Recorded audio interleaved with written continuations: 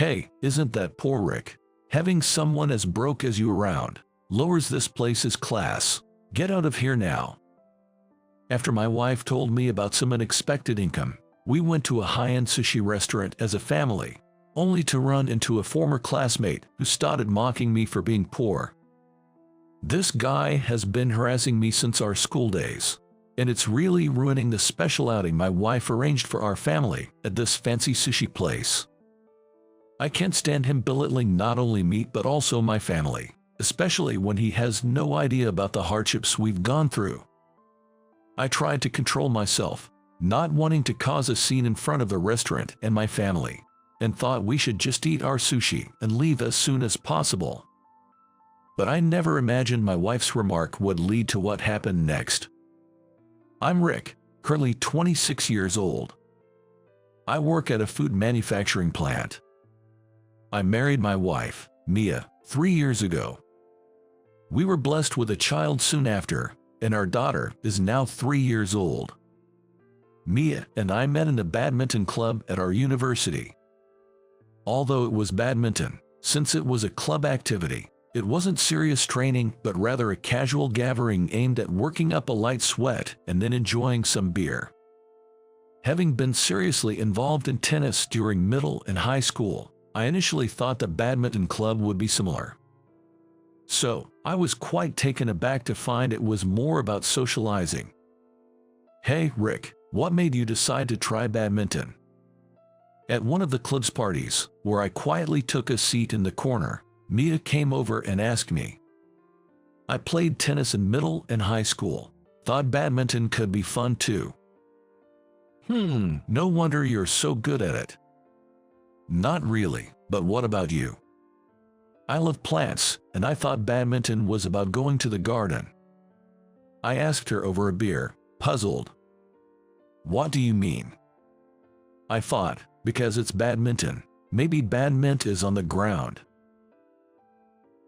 I couldn't help but burst into laughter, spilling my beer, and couldn't stop laughing for a while.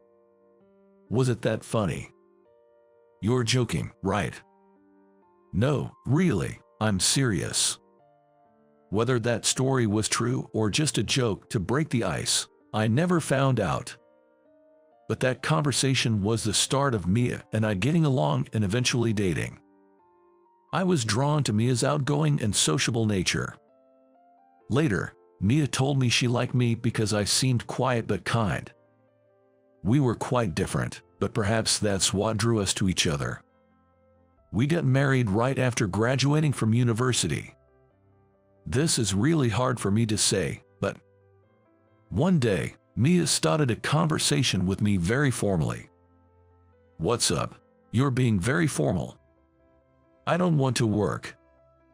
I couldn't believe my ears. What? You want to be a homemaker? Oh, no, it's not like that. Mia cleared her throat and apologized. It's just that there's something I really want to focus on, so I won't be able to work or do household chores. I'm sorry. Is that what it is? Please don't abandon me. I won't abandon you. I smiled.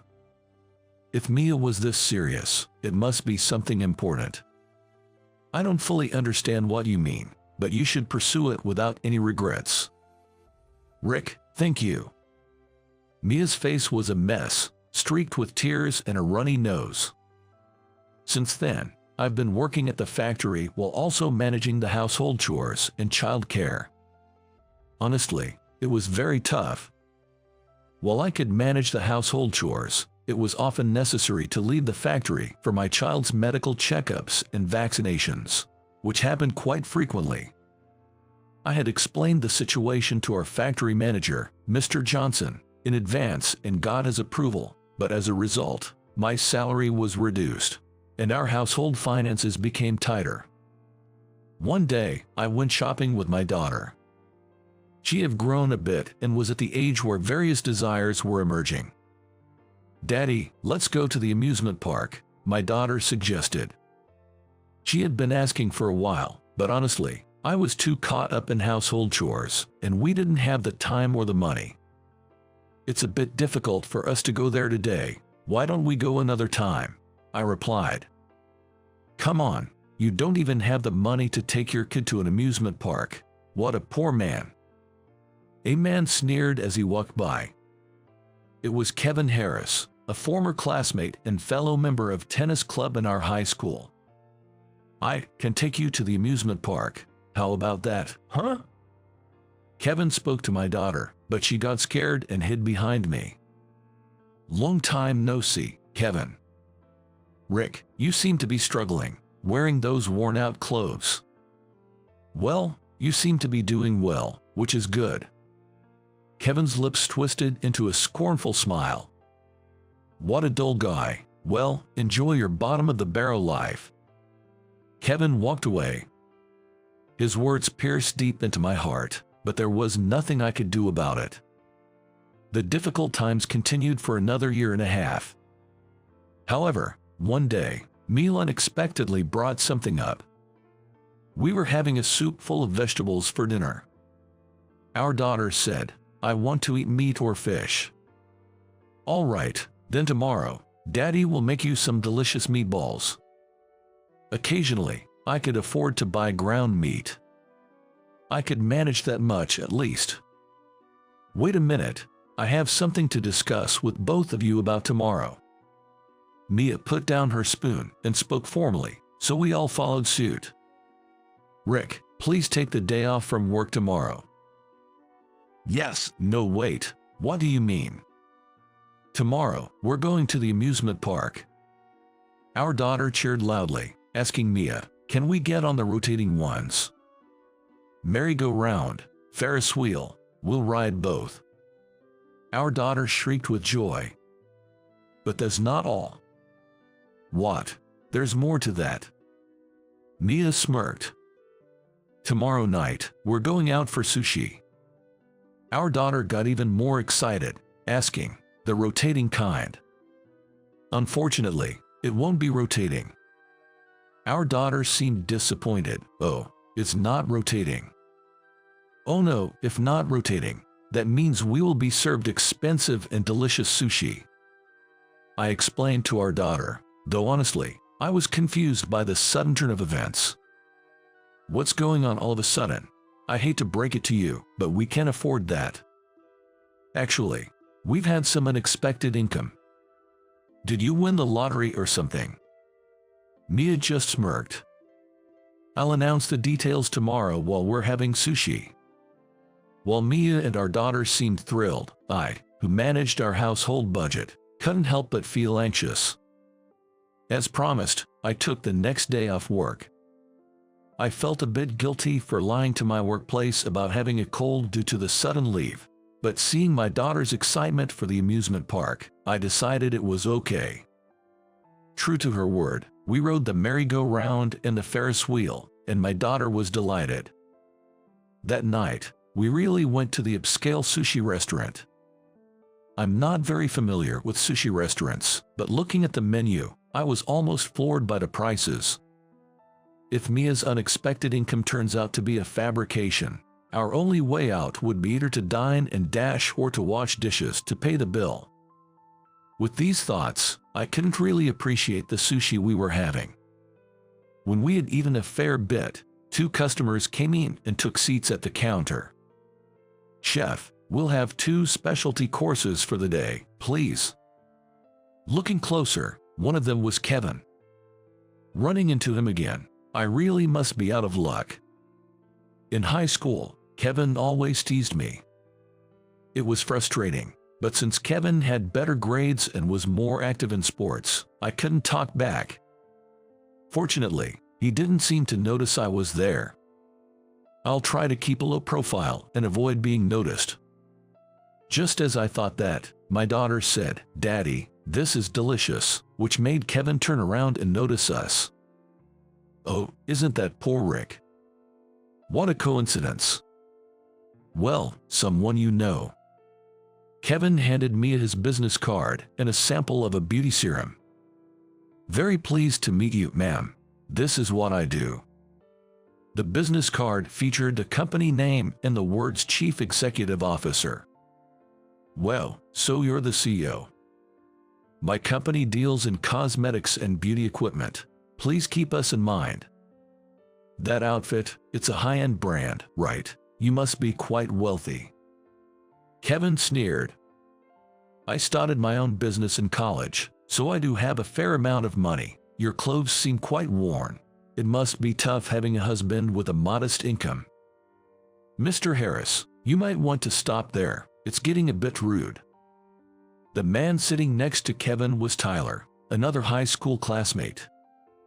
Tyler, long time no see. Hey, how are you? Tyler is so brilliant that he works as my right-hand man. Poor Rick is just a small cog in the machinery of some factory, right? I'm saying, stop it. Chef, please prepare some sushi of premium tuna for this family. It seems they've stretched their budget to come here today. Just look at those clothes covered in pilling. It's heartbreaking. As a CEO, it's only right to give back to the common people. Enjoy quickly and then head back, you poor souls. Suddenly, Mia slammed the table and stood up with a smile at Kevin. Wow, thank you so much. I've never had premium tuna before, so this is really exciting for a commoner like me. Well, excuse me, I'll just go touch up my makeup. I knew that Mia was truly angry. Oh, by the way, you might want to search online with Mia Channel and Beauty Serum. With a firm tone, Mia whispered to Kevin and then disappeared into the bathroom. Kevin was taken aback and didn't move, but Tyler searched on his phone and showed it to Kevin. I also did a search and found a YouTube video. Playing the video, Mia appeared. Hi, Mia Channel here. Today, I'd like to introduce my favorite beauty serum. I recognized the logo of the serum that Mia was promoting. It was the same as the sample Kevin had just given her. Wait, is your wife a YouTuber? Sounds like it. Moreover, the view count was incredibly high. I couldn't grasp what was happening. Believe it or not, I'm a YouTuber with 1 million subscribers. Mia returned from the bathroom. The serum sample from earlier, I thought it looked familiar. Turns out, it was the one I introduced on behalf of your company. Oh yes, I was informed that we were using YouTubers for promotion. So, it turns out that 80% of our company's sales are due to the advertising by influencers from Mia's agency. Mia frowned. And I made a call to the agency earlier. I told them not to take any more requests from your company because of the bad vibes. The higher-ups agreed with me. Oh my, that's really bad. Kevin was clearly rattled. Rick, happy birthday. Ha! Surprise. It's still 2 weeks away, but thanks. Honestly, it was quite thrilling to see Kevin so flustered. How did a guy like you manage to marry a famous YouTuber? Kevin pressed me for an answer. Well, I didn't even know. That's because Mia explained the whole story.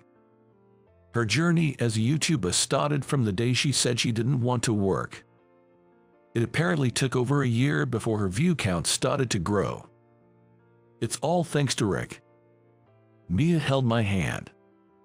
Because Rick took care of work, household chores, and child care, I could focus on being a YouTuber. I'm truly grateful to him.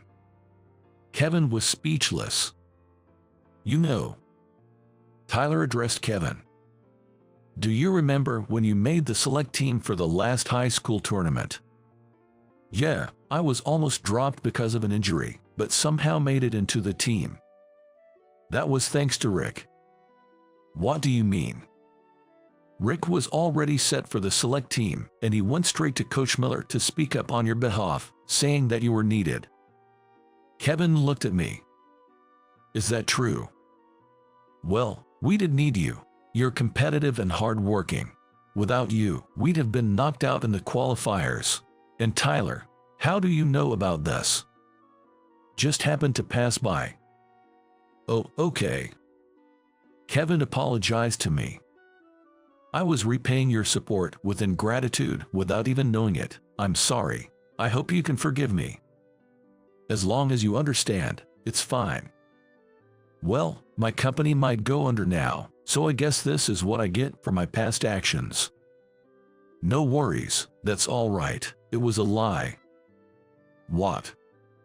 The part about calling the agency was a lie. There's no way a single word from me could sway the office to that extent, right? Tyler laughed as Kevin stood dumbfounded. Tyler, you knew, didn't you? A little thought would have made it clear. It's your fault for being deceived. I knew it was Rick's classmate's company from the start because he told me before. But anyway, it's good that you apologized properly. Please continue to be good friends with Rick, okay? We spent the rest of our time at the restaurant reminiscing and having a good time. After a while, as Mia's work stabilized and she had more free time, our lives also began to change for the better. We moved into a 2-story house, allowing us to lead a more comfortable and affluent life. With the newfound financial stability, I also found it time to start playing soccer again, but this time as an adult in a local league. Kevin joined the same team, and now we sweat it out on the field together every month. After the games, we often say we're just going out to rehydrate, but we end up at a bar, enjoying each other's company. Currently, I find joy in every day.